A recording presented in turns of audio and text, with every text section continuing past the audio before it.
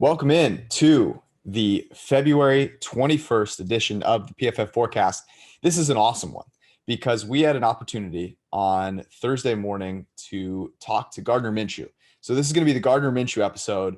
We're going to talk to him. We talked to him about a lot of stuff. We talked about Trevor Lawrence, talked to him about what his offseason is looking like, his golf game, what parts of quarterback play a quarterback can improve. He's a big fan of the quarterback annual. So there's a special edition quarterback annual coming out on Monday for him. So you want to check that out if you have not already. It's going to be a fun episode. Let's rock.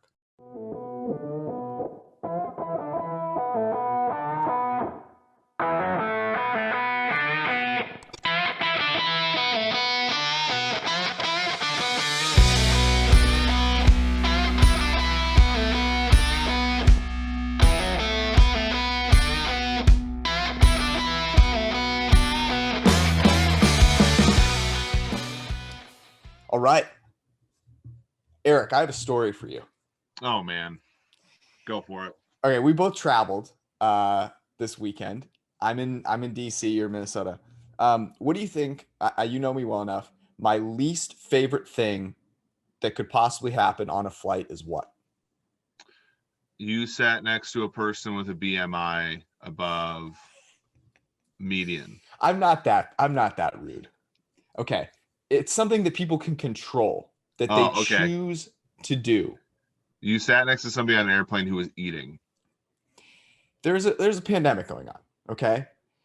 The idea that someone would think, you know what, I'm going to hurry onto the plane so that I can take my mask off and then eat an odious food next to the person that is sitting next to me, it blows my mind. I walk into the airplane, the woman I'm sitting next to has a full, banquet of Popeyes. This is the thing that tilts me is that there's nothing look, I like Cincinnati as much as the next guy, but there's nothing in that airport worth pissing the person off next to you, right? Well, it'd be different if there was once a time, George, when I lived in La Crosse, Wisconsin, where I lived in a town without a Chipotle, okay? And if there was an airport with a Chipotle, I would almost always eat there because, you don't get it that scarce. often, yeah. But there's nothing in the are you gonna go Gold Star chili? This was actually Gold Star chili on the plane. This was my connector from Atlanta.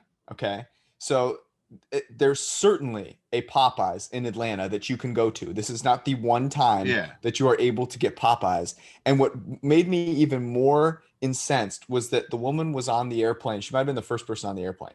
She could have easily eaten the Popeyes off the airplane. Anyways, I'm ranting. Let me just say this.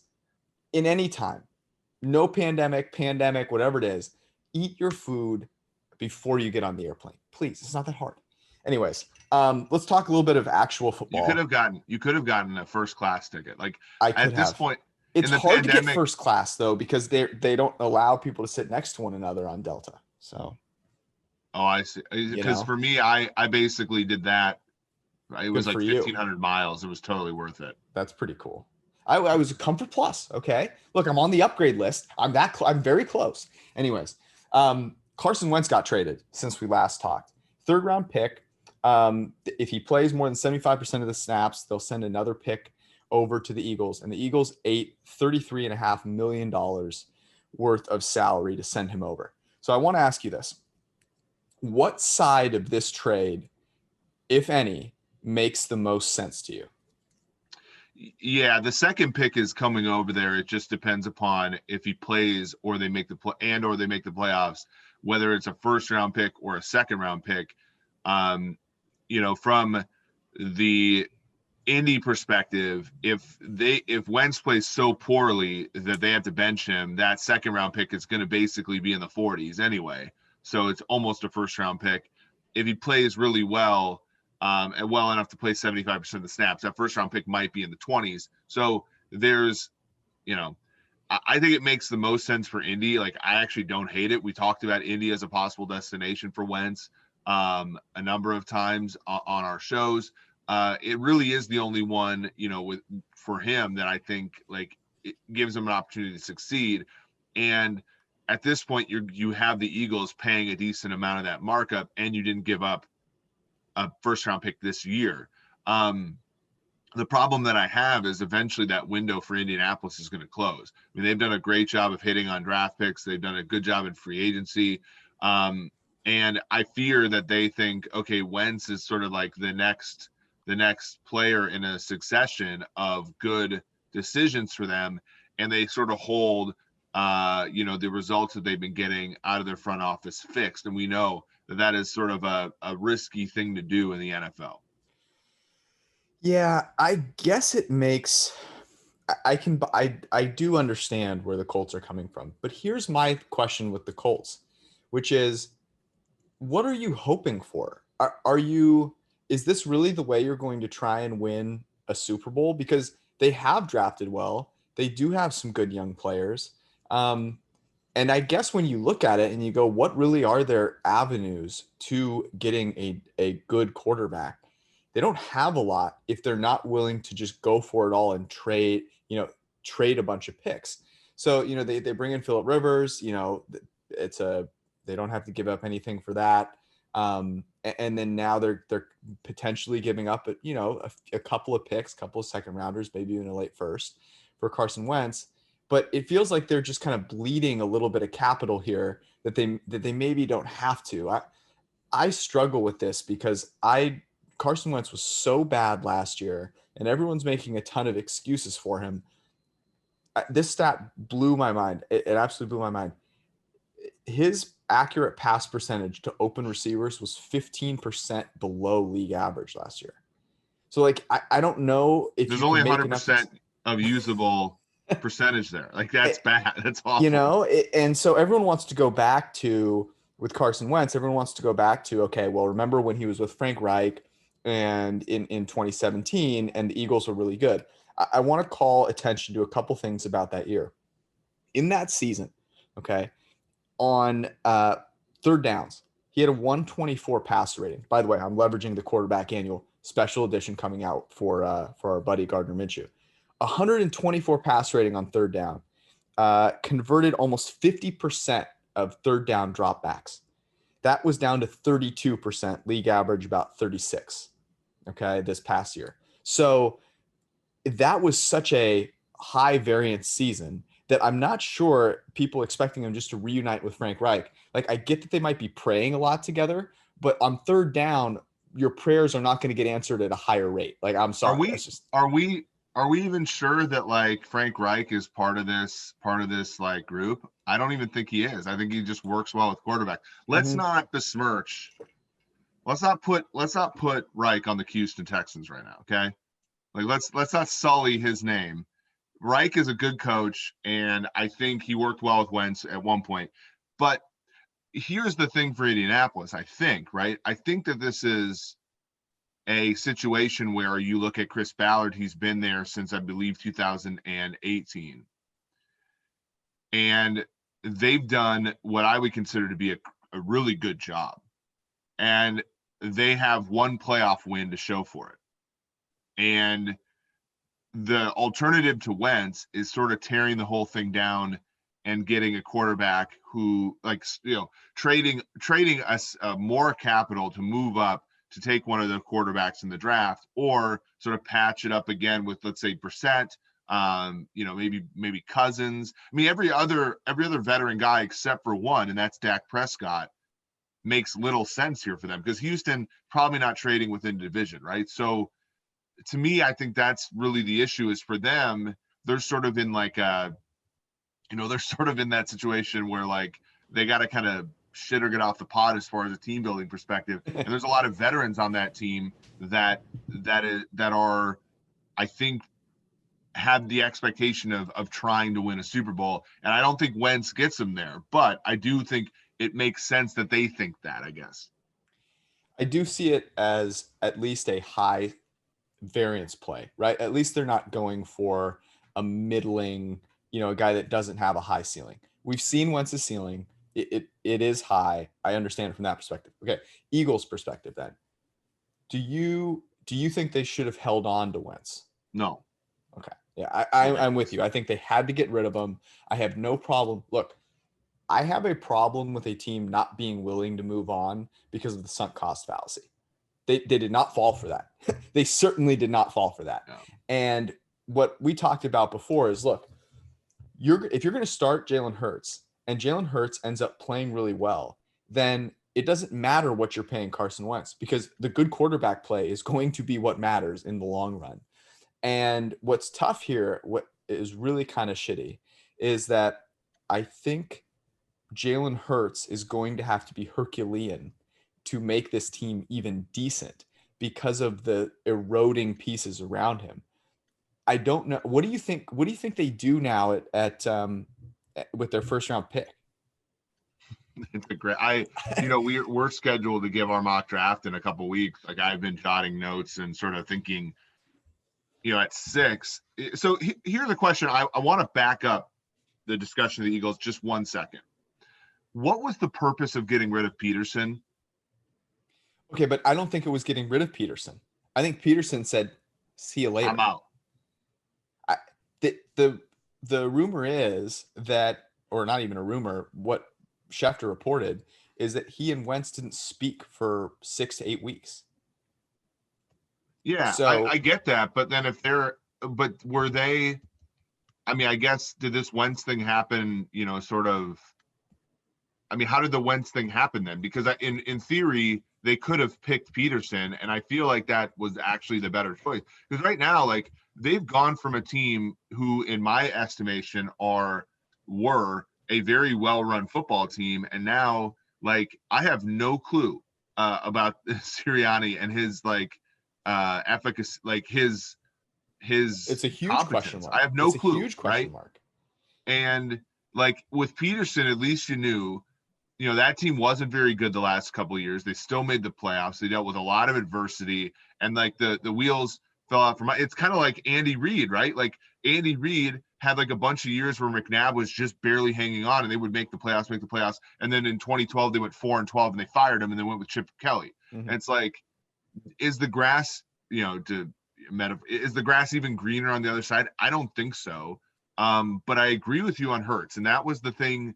We talked about when we were discussing him taking over for Wentz, was always like, I think he can be okay. I think he can impress us without actually being a positive relative to the rest of the league, right? Like, we can look at Hurts being a second round pick out of Alabama, and then Oklahoma, and say, wow, that's an he overperformed that draft position, but he's not going to be good enough for this team to win football games. No, look, like the last 4 games of the year. Like, that was basically the story with him the last 4 games of the year. Here's what I'm hoping. I think here's what Jalen Hurts is hoping for. Jalen Hurts is hoping that they use their first round pick, whether they trade back, what are they at 6? Whether they trade back or stay there, on someone that can help the offense. Maybe Jalen Reagor can figure it out a little bit, gives them some speed down the field. They get one more consistent, piece for the offense, or they trade back and they get 2. I think that's a real possibility there. But I'm also not going to rule out, and Austin had this in his mock draft, I'm not ruling out that they don't take a quarterback here. Because I think they trade up to 3. I mean, that's what I've been musing about.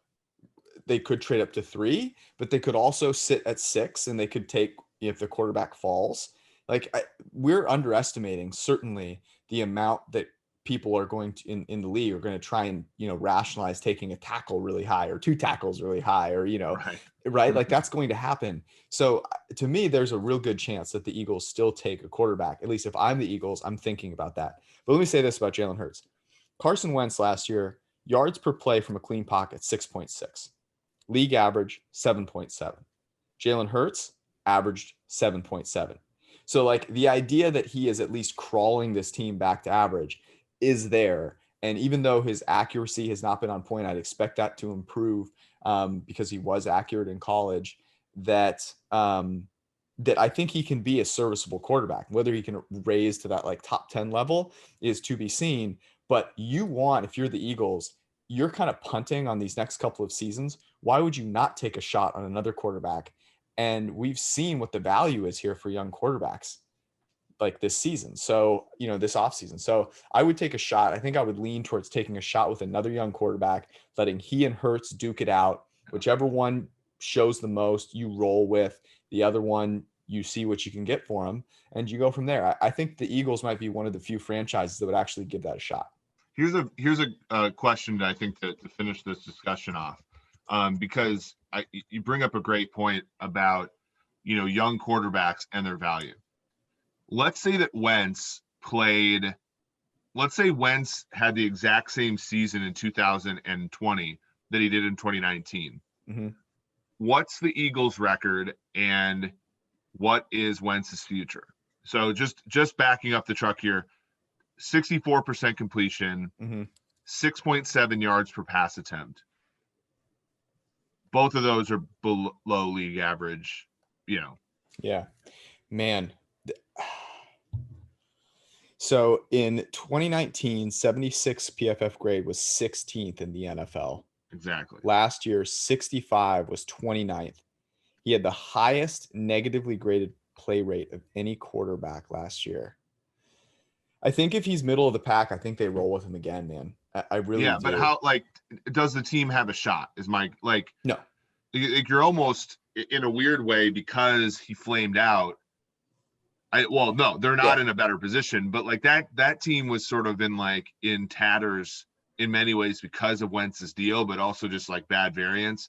So at least they get to start over here. But to your point, because of how much they have committed here, it's not going to necessarily be the greatest. It's not going to get better that quickly. No. They might be able to figure out the culture a little bit. And this will be the interesting thing, because this is the part where we're trying to learn more ways to quantify this. And, looking at scouting reports and doing text analysis on this, I think will help, right? And we did this with Hurts, and I'm still clinging to that. I still think there's a bit of that there. He is in a position where he could legitimately change the culture. He could be the type of charismatic leader that, if he plays well enough, can galvanize the group around him that Wentz was not able to do. So if he can, and I think he's got a shot to, that this city and that team would rally around him. I'll say that. And the bar will be a lot lower. The bar is super because low of his salary. Yep, the bar is super low. Before we get to Gardner, I have one question for you. Rumors that Trevor Lawrence, not the number one quarterback on some teams' boards, anonymous scouts are out there and they're reporting this. Are you buying it? I think that there are teams, but here's the thing: does it even matter? Okay, you actually think there's a team that seriously has scouted both these guys and said, you know what, it's Zach Wilson for us. Seriously is probably the wrong word, because I do think that there are teams who are not that far or not that close to the number one pick, who for whom the ranking means very little. And so the existence of one, maybe, but I'll say this, as far as I thought you were going to break out the Brett Favre voice there. Maybe, you're in Minnesota right now. Yeah. His second home. For my money, I said this on Twitter. I said, one of your reasons for you can like Zach Wilson over Lawrence. I think that there are some markers in Lawrence's data that are troubling to a certain degree. Obviously, I think we anchor way too much on these guys, and we give, what if a guy makes an impression on us, we are very slow to get off of it in subsequent college years.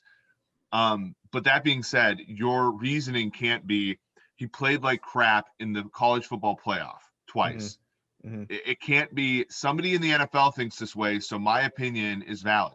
No, that's not that is not showing your work on an assignment in freaking college. That's what that is. So that's a stupid way to sort of try to justify having an opinion. Have the right, because I was seeing the other day, there was the whole Matt Miller, I think it was Ryan Clark, were when I watched him against Ohio State and against what was it, Alabama, I couldn't get out of my mind. It's I'm sorry that Zach Wilson lost a game this season to Coastal Carolina.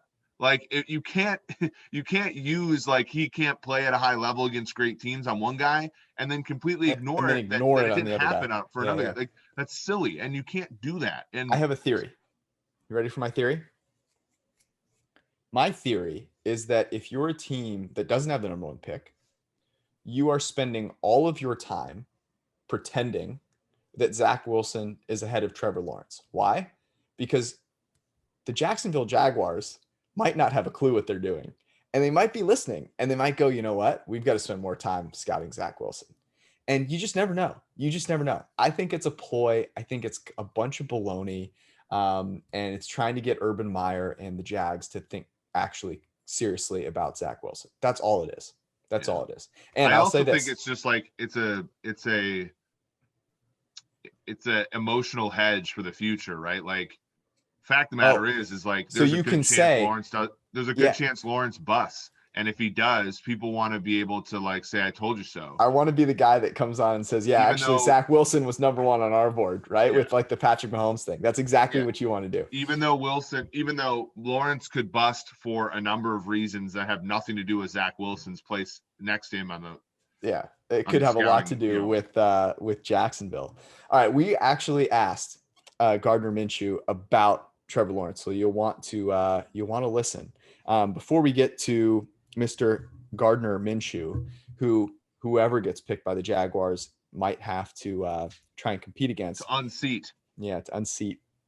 I want to let everyone know that if you have yet to pick up your copy of the PFF NFL draft guide, you need to do so, and you need to do so soon because it is draft season. We're doing a mock in a couple of weeks. It's going to be fantastic.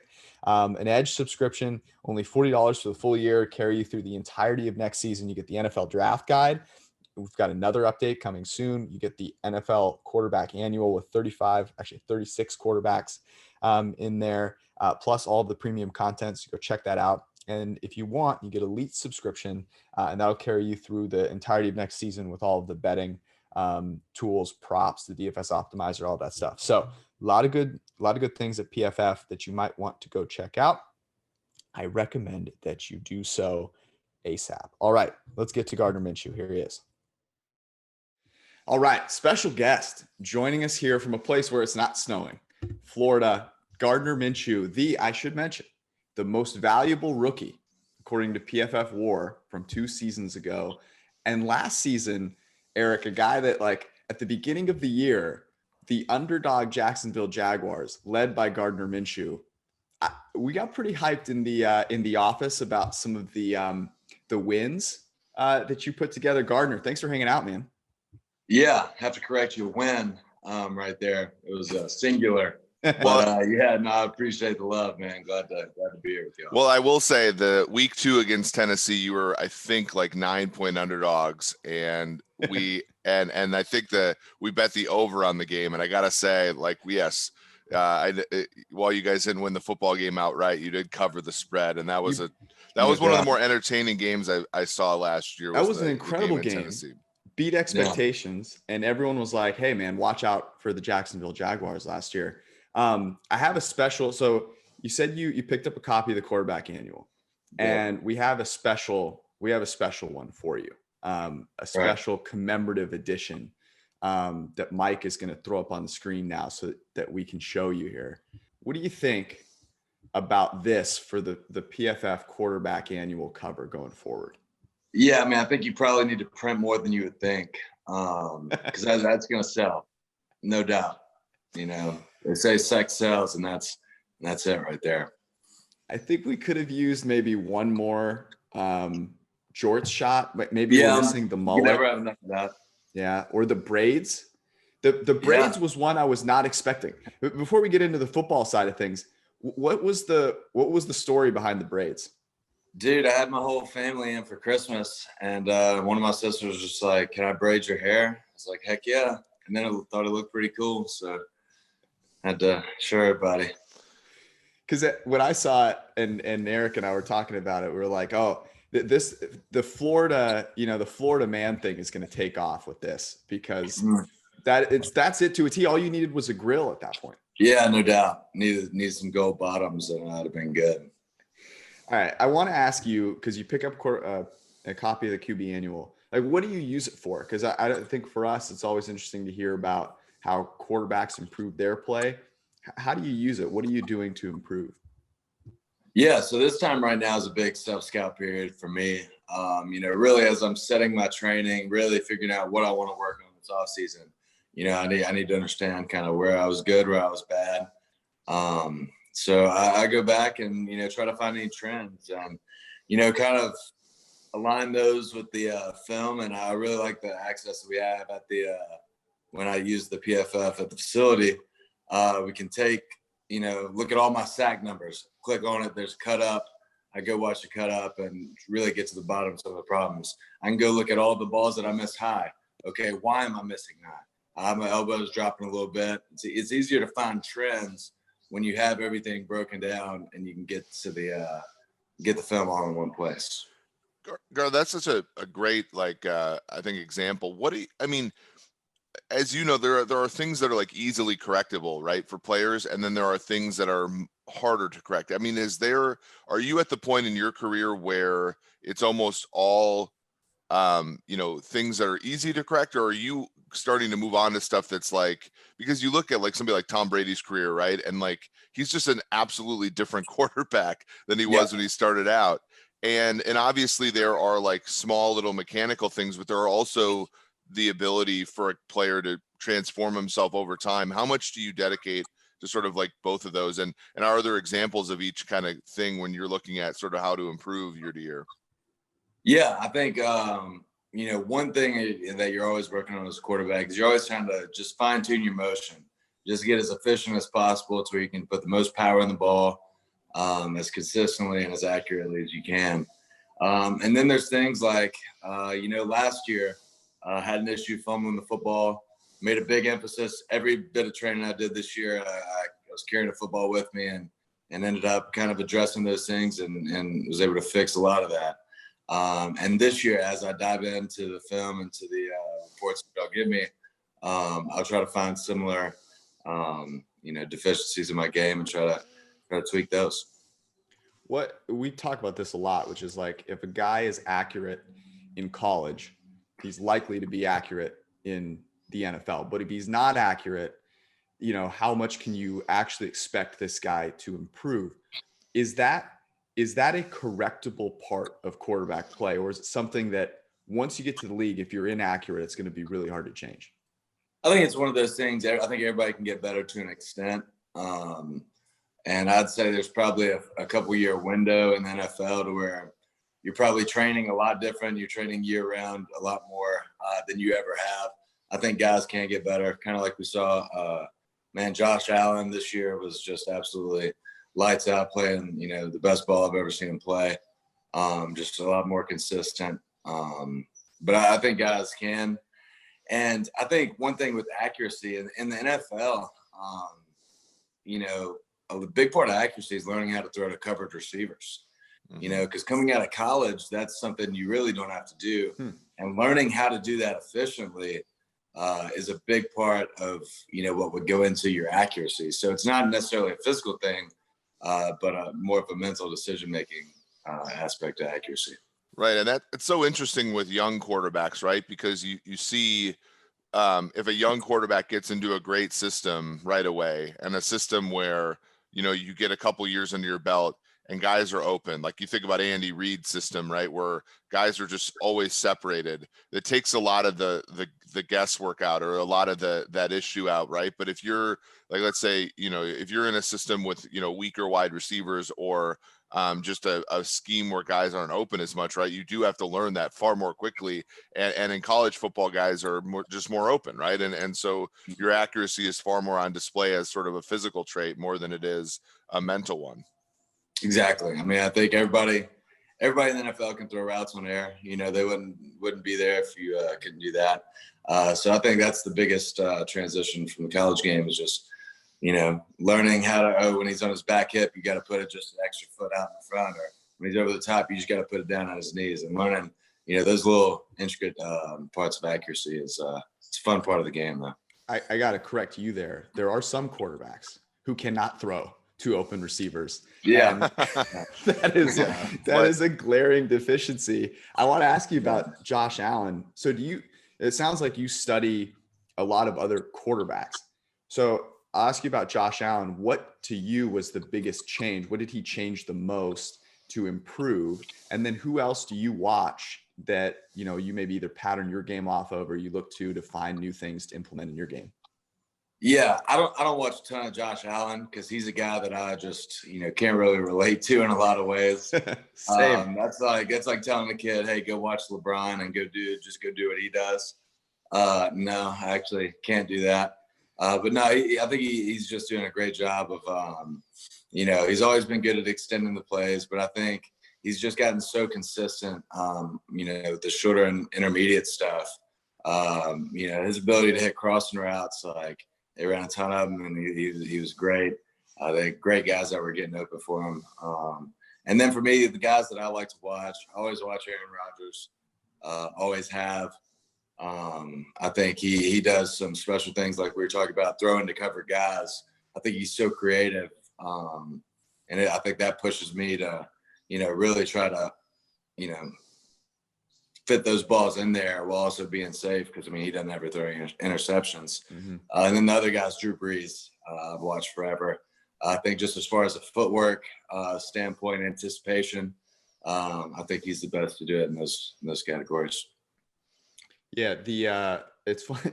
Aaron Rodgers was the guy that if you said, hey, this is someone that I don't watch because he's got like tools that no one else has, I would have put Aaron Rodgers in there. So it's interesting that you mentioned him in that group.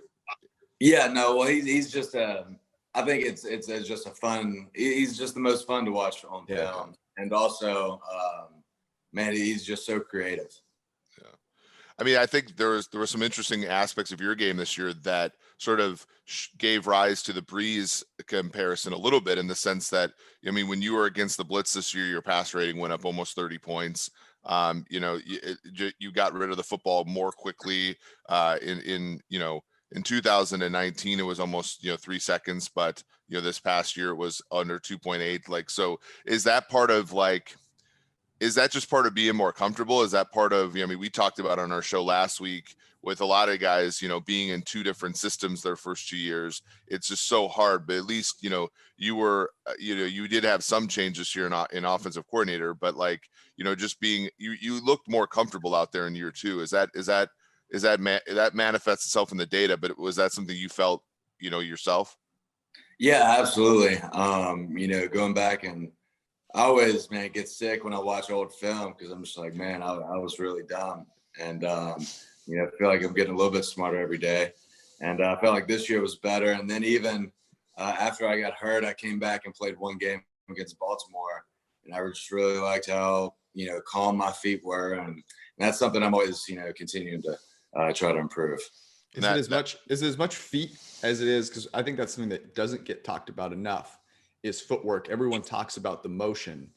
How would you, if you're talking about being accurate, how would you rank the 2? You probably can't have one without the other, but do people underrate the footwork aspect?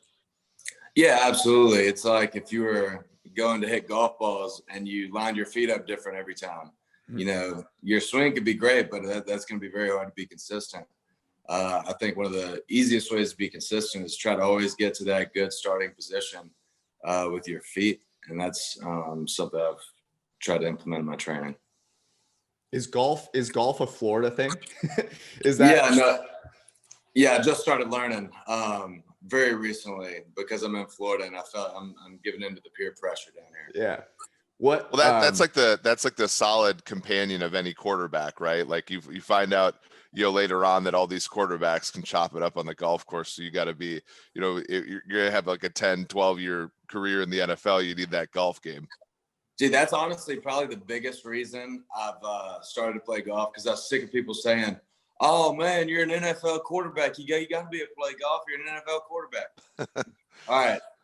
I'm doing it. So how's it coming? Because I used to play a lot of golf and have been humiliated, and I have maybe some anger issues on the golf course. Yeah. How is the learning process going for you? Dude, it's all right, because I don't take myself too seriously. I always see the guys out there that think they're good, but they're not good, so they get mad when they're not good. It's like, no, I know where I'm at. I know where I'm at. I didn't lose any balls last night, so that was a win. So yeah, just got to continue to stack little wins like that, and one day we'll be on the tour. Does that mentality help you as a quarterback? Because I know, you haven't had, I went back and looked. We talked about you having being the most valuable rookie in the NFL in 2019. But aside from Dak Prescott, I believe you're the most valuable quarterback in the league, not drafted in round 1 in your first 2 years in quite some time. So you haven't had the most. Obviously, you're talking. Most of these quarterbacks are drafted in round 1 now, and you were drafted in round 6. You won the starting job, relatively quickly. But obviously you had to transition from East Carolina to Washington State. Then you were, not a high draft pick. Then you were a starter almost right away. I mean, it sounds like you take things as they come very well, and you don't put any more pressure on yourself than the situation would give rise to. I mean, is that one thing that you attribute to, sort of how well you've come out of the gate so far as an NFL quarterback? Yeah, I think one thing, that was very unique about my path is going to 4 different schools in 4 years. I'm about to learn like my 9th offense in 8 years. Mm-hmm. So, I mean, that's something that I think has made me very adaptable. Can kind of, make it work, get in where you fit in type deal. And I do think that definitely helps, has helped me in my learning process in the NFL. Wait, you went to 4 schools in 4 years? I didn't even know that. Yeah. That's insane. Well, you were gonna go to Alabama and be a backup, basically, right? And then Mike Leach decided he wanted you to be the starter, and then you put up. I mean, I remember George isn't a huge college football fan, but I remember I talked him into betting on you, Washington State against what team was it? Was it like, I can't remember, but you threw like a 95-yard touchdown pass to win the game, and I think George was immediately I was hooked. He was hooked, and I was explaining, well, this wasn't even supposed to happen. You were just supposed to go and win a national championship as probably a backup. But that I think that's something where from the quarterback position, and it's hard to measure because a lot of these guys are anointed from the very beginning, and their first set of adversity is when they're in the NFL. But you have dealt with a decent amount and overcome a decent amount to the point where, while the NFL is obviously a next step up, it doesn't seem to be as big of an issue for you as other quarterbacks. Yeah. Well, first talk about Washington State. We were the best team against the spread that year. We were 12-1. Good teams win, great teams cover, and we were a great team in that aspect. Made my friends a lot of money. But yeah, no, I think that's definitely true to an extent. I think a lot of these guys, in high school, they're so talented, just better than everybody. In college, they go to teams where, their team's better than everybody they play, and then they get to the NFL and it's not, and it's a shock. But yeah, I think there's a big learning curve for that. And I think it's, depends on how you deal with it. There was a video that surfaced of Nick Saban's, like a recruiting Zoom call. Did you see that? No, I didn't. So it was like he comes on the Zoom and you expect it to be awkward, but he actually just completely kills it. Like it's one of the most incredible. He just sells Alabama like you've never seen before. Compare and contrast Saban and Leach. Oh God. I mean, that's about the most 2 different people there is. But I remember, so we were going to the college football awards my year, and I was talking to Coach Leach about it. He said, yeah, we used to always go. It'd be in Orlando. We go to they'd rent out the Disney parks, and it'd literally just be us in there going on the rides. He said, I'd always make it a point. I'd go up to Nick Saban and I'd just touch him on the shoulder because he hates it. But I'd touch him just to let him know that I can. And so, yeah, they're about as different as could be, but also, great in their own right. Does it make you? I obviously you don't like to see other quarterbacks fail, but when you look at because I think that people can get the impression that like any quarterback can succeed in that offense, but that's actually not true, right? Like you look at Mississippi State this year and they threw like more interceptions and touchdowns, and this is the year 2020. And obviously at Wazoo, Anthony Gordon was fine. He wasn't as good as you were back, his last year. But like, does it make you because like I know that offense is friendly to quarterbacks, but you took it to another level. Does that sort of make you feel like a little bit more assured in sort of your success there when you look and see, you know, other quarterbacks, you know, not struggle in it, but it you know, not necessarily put up, you know, 38 touchdowns like you did? Yeah, I don't know, man. I know I had a lot of help my year. You know, we had an offensive line where we had a first round left tackle, a right tackle that's going to be a first or second rounder in a year or two. Man, I don't know. I think every year is so different. There's so many things that go into it. You know, even when comparing guys within a system, there's so many other factors that go beyond the numbers. And I think you guys do a good job of, you know, really trying to get to the root of that and trying to, you know, basically cancel everything out and get to the true root of quarterback play. And but yeah, I think it's you know, to be one of those guys that Coach Leach holds in high regard, that's probably my biggest honor. Do you think he could be an NFL coach? Yeah, no, I think he could. I think he could. I think a lot of his philosophy would do really well in the NFL. You know, his thing is, you know, we're going to be really good at what we do, and we're going to run it. We're going to run it. And we're going to run it. I think in the NFL, a lot of times, you know, people got to get in their own way and lose kind of whatever identity they have. Whereas I think you could really, you know, simplify things, be really good at things. And I think you see the teams that are great in the NFL, you know, aren't as complicated as you would think. They get really good at what they do, and they have the guys to do it. Well, that was like the Peyton Manning Colts, I think, had like 6 plays, and they just they didn't do anything. They killed everybody with just how well they executed.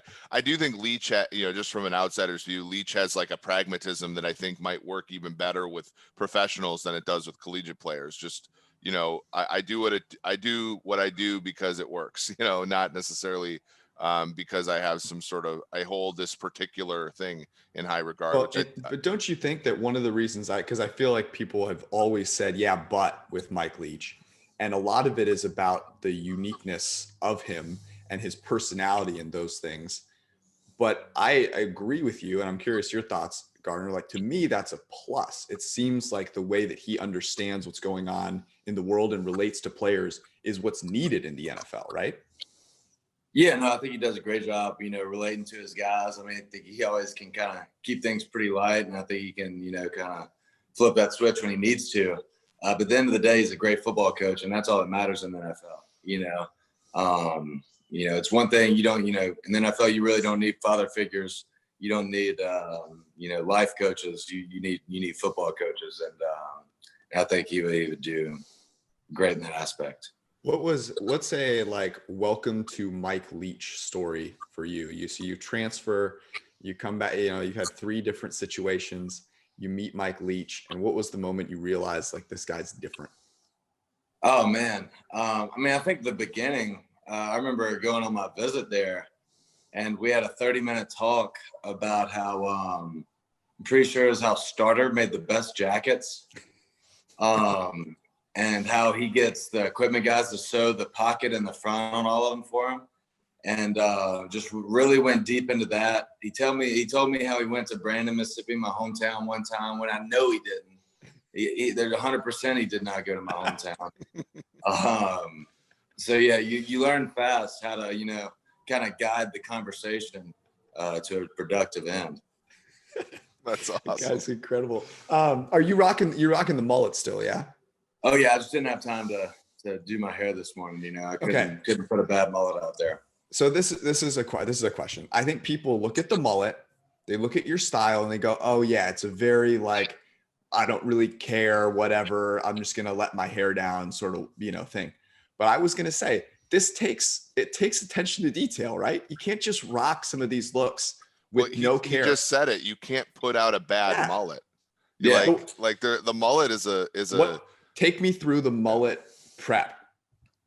Yeah. So actually I go to, is the town across from mine in Mississippi, Pearl, Mississippi. It's kind of like, it was like a rival high school, kind of like trailer park capital of the world type place. You know what I'm saying? Mm-hmm. So I go into this dude to get my hair cut, because I figure if I can get a mullet anywhere, it'd be there. Yeah. And I got a picture of Brian Bosworth, and I'm like, hey man, you think you could do something like this? Because I was kind of nervous, because I was like, no, nobody's cutting mullets anymore. And I show him this picture. He looks at it for like half a second. He said, "Oh yeah, I did one of those yesterday." And I was like, "Yes, I came to the right place." And old John did me up right. So what's the time that it takes to prep the mullet each day? Oh, no time really. Just kind of look in the mirror. It kind of keeps itself in check most of the time. This morning it was feeling a little lazy, but no, it's pretty low. That's what I like it over the long hair, because it's all the freedom and the flowiness of the long hair, but without the maintenance. Yeah, it does seem ideal. I have not brought myself to that point yet. Who do you think had a better chance at rocking the mullet, myself or Eric over here? I don't know. I think y'all should probably both do it, and then we could figure it out from there. I think that's the only way to do it. Gardner's a football player. He says let competition work through. Who has so if you, I'm guessing you would rank yourself first. Best hair in football. Let's leave it at quarterbacks. Best hair among all quarterbacks that play football. Oh man. You can give us a power ranking if you want. Top 3. Yeah, I'd say me. I'd say number 2 would be Shane Falco. Okay. It was really impressive what he did, in the 90s, during the strike. But trying to think of somebody in the league. I think, Pat, he got the Head and Shoulders commercials. But I mean, I think I don't know. I'm not going to put him up there. He gets honorable mention just for being in the commercials. I don't know though. You always got Sunshine from Remember the Titans. But it's hard to find, real hair that's that good.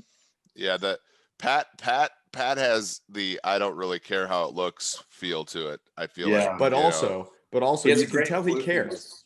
No, he has a great floofiness to it. Yeah. It's very good. He keeps it up to date. I will just say, I think in general, quarterbacks don't do a very good job with the hair. It's something that, because the helmet's on, Brady used to always have some weird thing going on with his hair. I think most of the plastic surgery there has focused on other places. Maybe. Yeah. Well, you think of everybody, you have to look like an NFL quarterback, and, you look at it and that's the high and tight, no fun haircut. He's in Florida now, though. You might be able to inch him closer to maybe not a mullet, but something a little more. You talk about Tom? Yeah. No, I'm pretty sure Giselle calls those shots. Yeah, I don't think he has much say in that matter. You didn't mention the long flowing hair of Trevor Lawrence. So rivalry has begun. Hair versus hair. I'm excited for this battle. I'm excited for it. Yeah, no, I mean, I think it's, what do you want? You want, the guy that's going to go, meet your parents, he's going to be very nice, he's going to open the doors. Or do you want the guy that you're going to go out Friday night and just have a ball with? You never know where it's going to end up. I think it's 2 schools of thought there. It's you pick your poison type deal. Yeah, I'm personally rolling with the Friday night. No doubt. What's more fun? What so I want to get you out of here on this. You've moved obviously Mississippi, then you were in Washington, now you're in Florida. What's the biggest change for you? What's changed the most about you? I noticed you're not wearing sleeves. Man after my own heart. Is the last time you wore sleeves the last time you were in Washington? Yeah, probably. I had a real dilemma when I was home in Mississippi last month, and all of my sweatshirts and sweatpants, I cut them all off because I'm full in Florida, and I was like, wow, I'm really, really paying for this now because I had no sweatpants. But it's worth it. It's the look I want and it's the look I got. So can't complain too much. Yeah. I mean, you could probably even rock that on most golf courses in Florida. Yeah, no doubt. They're a little more lax down here, for sure. My man. Well, we appreciate you hanging out. We're going to send you that copy of the Quarterback Annual. This is coming out on Monday. So on Monday, anyone that logs on to PFF is going to get that copy of the quarterback annual. Pretty excited about it. Maybe we'll have to call you in to help restock the shelves. Yeah, you're going to need some help. You just let me know. Fly. They're going to fly. Gardner Minshew, brother, we appreciate you. Great luck this offseason and next season. We're rooting for you. We're betting on you. You know the deal. No doubt. Appreciate it, guys. Thanks, man. Very, very special thanks to Gardner Minshew. I was so impressed by a couple of things. The first was the way that he handled the Trevor Lawrence question was fantastic. It was like he had practiced. I'm sure he's been asked this before. But also the fact that he did not wear sleeves to the interview really raised him up a couple of bars in my book. Yeah, the guy was awesome. He certainly has a confidence that I think shows. And I think that, but at the same time, so there's an awesome thing where you have confidence in yourself, but you also seek out means of improvement. And Minshew sort of split the difference there extremely well, right? He was very confident in his abilities, but he certainly was he knows that there are places he has to improve, and he's going after that. So hats off to him. He's great. One day when he becomes a Hall of Famer, he will have been on the PFF forecast with us. So that's what we have. Next week, we're going to continue with some of the guessing of the win totals. We should probably do maybe we should do the AFC South as one of them, since we have Carson Wentz now going over to the Colts. That'll be an interesting conversation to have. And we did the NFC East already. We can maybe take a look at those now that we know that's going to be Jalen Hurts. I think we assumed it was going to be, and if we have any reaction to those. But stay safe. I'll see you on Wednesday. All right, big dog?